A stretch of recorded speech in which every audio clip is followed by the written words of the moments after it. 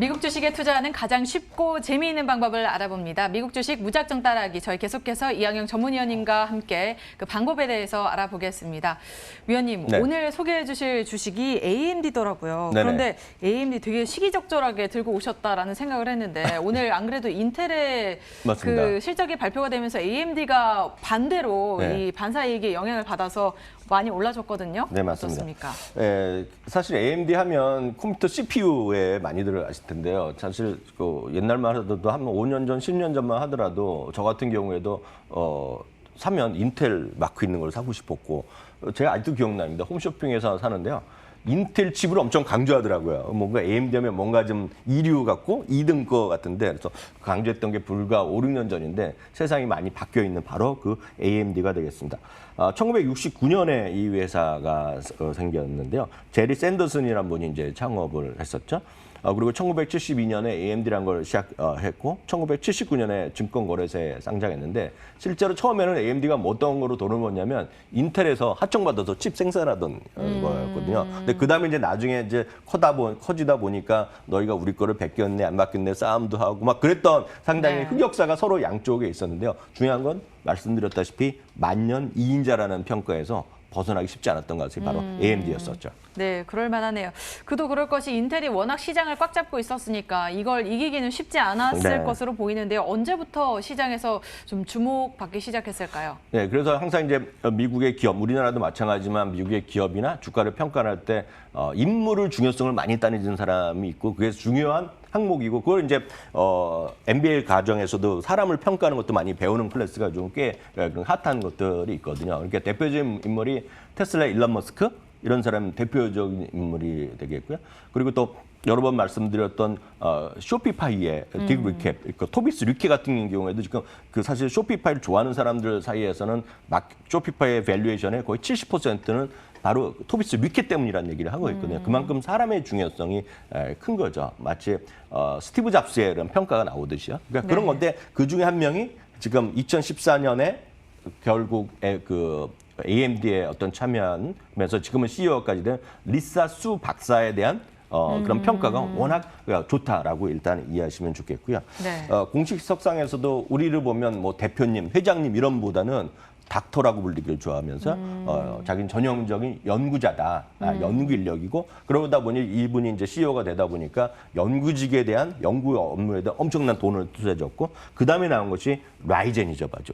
그 라이젠이라고 여러분도 많이 네. 보셨을 것 같고 사실 저도 작년 올해 PC를 몇 개 샀는데 저도 이제 할 때 딱 라이젠의 뭘 특정한 걸 딱 그 원에서 샀거든요. 네. 그 바로 라이젠을 하면서 소위 인텔의 아성을 무너뜨리긴 그런 것이 바로 된 것이 바로 리사스의 업적이라고 다들 얘기를 하고 있는 거죠. 아무래도 연구 쪽에 굉장히 뭐 빠삭한 분이시기 때문에 그런 쪽으로도 더욱더 개발을 활발하게 하지 않았을까라는 생각이 듭니다. 이에 따라서 AMD가 성장을 많이 해주면서 주가도 최근에 많이 올라줬죠. 맞습니다. 그 특히 리사스 조금 더 말씀드리면 그 2살 때 네. 대만에서 미국으로 이민 갔고 음악을 워낙 잘했다고 합니다. 피아노를 잘해갖고 이제 피아니스트를 되기려고 부모도 얘기하고 학교에서도 얘기했는데 공대를 간 거죠. 너무 의외네요. 네, 그래서 네. MIT에 가서 이제 박사하고 그다음에 이제 여기 조인하는 분인데요. 어찌됐건 2019년에는 S&P 500개 주식 중에서 1등을 했는 게 기업이 바로 AMD입니다. AMD가 작년에요. 2019년에 154.4%가 올라갔고요. S&P 500이 작년에 31% 올라갔거든요. 네. 그리고 IT 섹터 51%였으니까요. 시장 대비 5배로 올라간 것이 AMD가 같았는데 다만 이제 올해는 이제 작년의 명성에는 미치지 못했죠. 왜냐하면 올해는 대신 3위자가 나타났거든요. 엔비디아가 네. 엔비디아가 정말 다시 한번 나타나면서 지금 시장을 지배하기 시작했죠. 사실 엔비디아는 훨씬 큰 회사입니다. 훨씬 큰 회사고 일부에서는 S&P 500 기준은 시가총액 10위에도 들을 수 있을 거라는 얘기를 하는 정도 엔비디아인데 엔비디아는 사실 기억하시는 분 계시겠지만 2017년에서 18년에 혹시 그때 일을 하셨겠지만 그때 제일 히트쳤던 것이 비트코인이었거든요. 비트코인. 전 세계 그쵸, 비트코인이 그쵸. 그때는 네. 다 기억하시죠? 비트코인에서 채굴을 하려면 다 엔비디아 써야 된다고. 그래갖고 엔비디아가 4배 올라갔다가 그 다음에 주가가 반의 반토막까지 떨어졌던 거거든요. 그게 작년 한 상반기까지 계속 고민하다가 그때부터 이제 다시 살아난 게 엔비디아거든요. 그래서 올해는 엔비디아입니다. 그래서 엔비디아가 올해는 77%가 올라갔고요. AMD가 37% 올라갔습니다. 그래도 어떻게 보면 코로나에 뭐 대비해서 약간은 네. 선방을 했다라고 볼 수 있겠죠. 선박은 물론 했죠. 네. 예, 33%면 여전히 많이 올라갔는데요. 그래서 맞습니다. 두 기업 모두 진짜 좋은 회사인데요. 그런데 네. 오늘 네. 그럼 엔비디아를 소개해 주시지 왜 AMD를 소개해 주시는 건 혹시 주주신가요? 아니요. 저는 젠슨왕도 엄청 좋아하거든요. 젠슨왕도 아시다시피 역시 대만계잖아요. 젠슨왕대가 전 대만계로 알고 있는데 어떤 그 엔비디아를 창업해 갖고요. 너무 대단한 분인데요. 저는 젠슨왕보다는 저는 개인적으로는 리사스를 더 선호하는 게 그건 개인적으로 좀 있다라고 말씀드릴 수 있겠고요. 상대적으로 보면 상대적으로 저조했다는 거 그것도 이제 투자 매력이 되겠습니다. 그런데 이제 마침 어저께니까 아까 한국 시간을 보면 그저께 밤이죠. 그저께 밤에 드디어 AMD의 라이젠 4000 시리즈를 발표했습니다. 바로 이것 때문에 이제 어저께 주가가 9% 오늘 약간 조정이지만 9%로 올라간 건데요. 바로 여기서 이제 이건 이제 기술적인 거 들어서 아시는 분 계시고 저도 이게 정말 디테일은 모르겠지만 7나노급 제조 방식을 한 라이젠 칩을 발표했는데요. 이건 이제 그래픽 프로세서랑 중앙 처리 장치 칩이 하나에 소화되는 것인데요.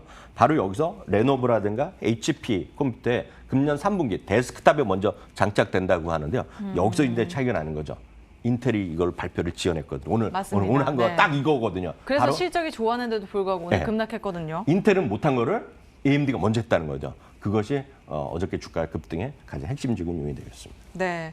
그렇다면 AMD의 최근 실적은 어떻습니까? 네, 그건 이제 영업이익과 주가 추이부터 같이 보시면 딱 눈이 들어오실 것 같은데요. 그건 늘 말씀드리지만 주가는 뉴스도 뉴스지만 결국은 실적과 결국 같이 가는 거거든요. 아래쪽은 이제 당연히 이제 주가가 되겠고요. 위에 있는 것은 영업이익의 추이가 되겠고요. 그것은 이제 주당 이익을 한번 더 쓰면 여러분도 극명하게 보실 텐데요. 그다음 그림이 되겠습니다. 2015년부터요. 금년까지 최근에 주가 추이가 있겠고요. 다음에 주가 이익의 전망치가 되겠는데요. 주당 이익의 전망이 계속 올라가는 거죠. 이게 보시면 여기 보시면 2020년에도 주당 올해는 마이너스지만 2021년에는 내년에는 48%가 이익이 늘어나고요. 향후 5년간에는 연평균 32.5% 올라갈 것이라는 어떤 컨센서스가 있는 거죠. 제가 오늘 지금 바로 말씀드렸던 내년 주당 수익 전망 48.3%, 향후 5년 주당 수익 전망 연평균 32.5%. 제가 이걸 왜 강조드리냐면 이런 수치가 있는 것이 바로 성장주에 들어가는 겁니다. 성장주. 이런 수치가 없이 그냥 이런 거죠. 좀 죄송하지만 갑자기 뭐 그런 거 갖고 계신 분 계시면 수소차에 무슨 관련된 거에 정부 지원이 있어서 좋아질 겁니다. 그런 거는 성장주가 아니에요. 미국에선 최소한 성장주가 아니에요. 모멘텀주로 그때 설명해 주셨던 것 같은데. 네, 그러니까 그런 것들은 그냥 뉴스예요, 뉴스. 뉴스에 따른 것이 되겠고요.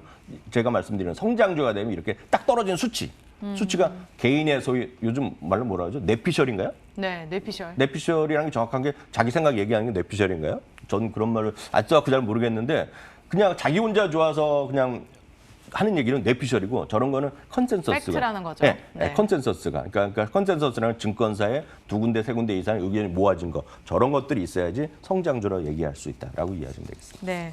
그렇다면 AMD에 관해서도 월가에서 굉장히 긍정적으로 보고 있을 것 같은데 구체적인 월가의 전망은 어떤가요? 네, 주가는 이제 올해 지금 특히 많이 최근에라도 좀 살아났잖아요. 특히 9% 확 올라가고 그렇지만 월가는 12명의 매수, 10명의 모수 보유 의견을 갖고 있으면서 전체적으로 매수 의견입니다. 다만 최근에 주가가 또 며칠 후 올라갔기 때문에 목표 주가 자체는 현재가보다 낮지만 최근에 투자 의견 목표 주가라는 걸 추이를 보면은 현재 주가 대비 목표 주가 높은 $60, $65 수준도 많이 있기 때문에 여전히 큰 꿈을 보시고 장기적으로 생각하시고 이런 쪽 이해하시는 분이라면 저는 AMD 뭐 엔비디아 다 괜찮지만 저라면 두 개 중에 하나를 굳이 선택한다면 AMD가 더 좋아 보이네요.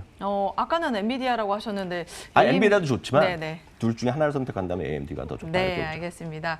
엔비디아와 뭐 AMD, 인텔 이런 반도체 시장 속에서도 AMD의 성장 가능성에 대해서 오늘 알아봤습니다. 이 점 참고하셔서 모두 성공 투자하시길 바랍니다. 지금까지 MTN 이항영 전문위원님과 함께했습니다. 오늘 말씀 고맙습니다.